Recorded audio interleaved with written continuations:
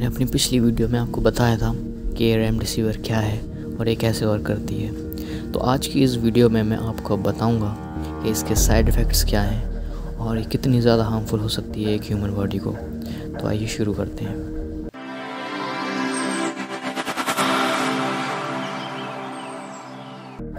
हर vaccine के कुछ benefits और डिसबेनिफिट्स ज़रूर होते हैं। वैसे ही रेमडेसिविर के भी कुछ बेनिफिट्स और कुछ डिसबेनिफिट्स हैं। तो पहले हम बात करते हैं बेनिफिट्स की।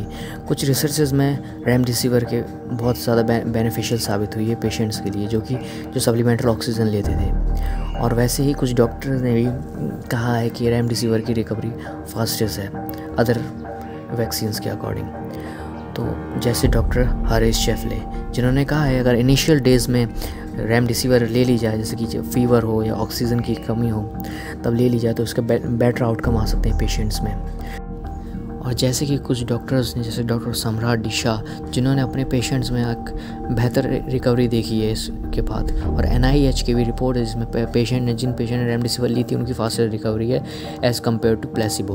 पर रेमडेसिविर के जो बेनिफिट्स हैं वो सिर्फ उन लोगों में ही दिखाई दे रहे हैं जो कि अभी कम इफ़ेक्टेड हैं, जिनको अभी वायरस से कम इफ़ेक्ट हुआ है।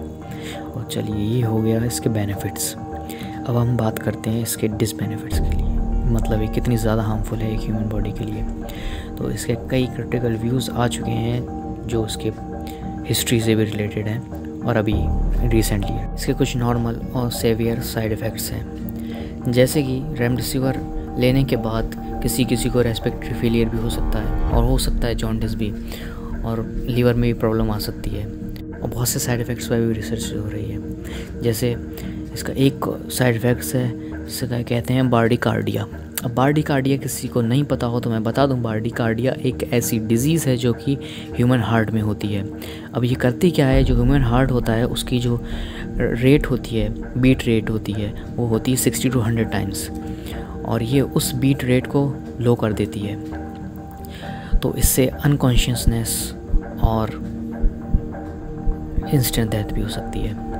और ये ह्यूमन हार्ट के लिए तो ख़तरनाक है ही, साथ ही साथ ये लीवर इंजरी भी कर सकती है, जो कि काफ़ी पेशेंट्स में देखा गया है। जो लीवर एंजाइम्स होते हैं अपने, उसको इंक्रीज़ कर सकती है, जिससे लीवर डैमेज हो सकता है।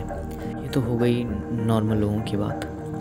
अब दो लोग इसमें ऐसे हैं जिनको ये बहुत ज़्यादा ध्यान रखना पड़ेगा, ये वैक्सीन लेने से पहले कंसल्ट करना पड़ेगा डॉक्टर से, और जो कि प्रेग्नेंट और ब्रेस्ट फीडिंग लेडी और जो डायबिटीज़ पेशेंट्स हैं वो भी, क्योंकि ब्रेस्ट फीडिंग और प्रेग्नेंट लेडी पे अभी तक कोई भी डेटा नहीं है इनके पास इस वैक्सीन का कि क्या इफ़ेक्ट कर सकती है जी। तो आप कंसल्ट करके ही डॉक्टर से ये वैक्सीन लगवाएं अगर आप लगवाएं तो। और जहाँ रही डायबिटिक पेशेंट्स की बात, तो ये रेमडेसिविर जो है वो शुगर लेवल्स को बढ़ा देती है। तो भी डॉक्टर्स वार्न करते हैं जो डायबिटिक पेशेंट्स हैं, ये उनके लिए भी हार्मफुल हो सकती है। तो ये बात हो गई इसके साइड इफ़ेक्ट्स और एडवांटेज और डिसएडवांटेज की। तो अब सवाल आता है कि हम इसे लगवाएं तो ये वाकई में हमें इफ़ेक्ट करेगी, फ़ायदा करेगी कि नहीं, इसकी कोई इफ़ेक्टिवनेस है कि नहीं। तो WHO ने खुद कहा है कि इसका कोई एविडेंस नहीं है अभी तक कि ये कितनी इफ़ेक्टिव है कोविड पेशेंट्स पे।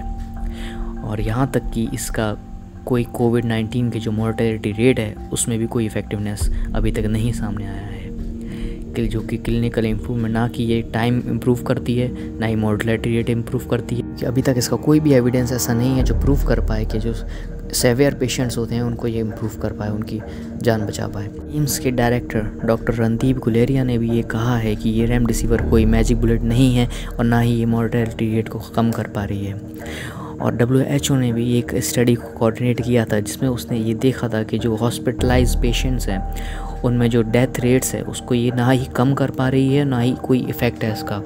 और मैं आपको पिछली वीडियो में अपनी बता चुका हूँ कि जो इबोला वायरस आया था तब इसका ट्रायल्स किया था और तभी ये बनाई गई थी। तो इसका ट्रायल में जब ट्रायल किया गया तो जो मृत्यु दर है लोगों की, जो पेशेंट्स की मॉर्टेलिटी रेट है वो बढ़ने लगी थी। तो ये ट्रायल्स को स्टॉप करना पड़ा इमीडिएटली। और जितनी भी रिसर्चेस हुई हैं, जितने प्रूफ्स मिले हैं, उसमें यही साबित होता है कि रेमडेसिविर अभी तक एक फेलियर ही रहा है और कोविड-19 के पेशेंट्स को उसका सही करना अभी तक एक डिबेट का हिस्सा है। और हाँ, जाते जाते आपको बताता जाऊँ कि अगर आपको ये वैक्सीन लगानी है या आप लगवाने जाएं तो इन बातों का ज़रूर ध्यान दें कि अगर आप कोई भी सप्लीमेंट्स लेते हैं, जैसे कि विटामिन सप्लीमेंट्स या न्यूट्रिशन सप्लीमेंट्स या हर्बल प्रोडक्ट्स यूज़ करते हैं, तो ज़रूर अपने डॉक्टर से ही कंसल्ट करें पहले, उसके बाद ही इसे लगवाएं। जो लेडीज़ प्रेग्नेंट हैं और या प्रेग्नेंट होने की प्लानिंग कर रही हैं, उनके लिए भी पहले डॉक्टर से कंसल्ट करें, उसके बाद ही ये वैक्सीन को लगवाएं।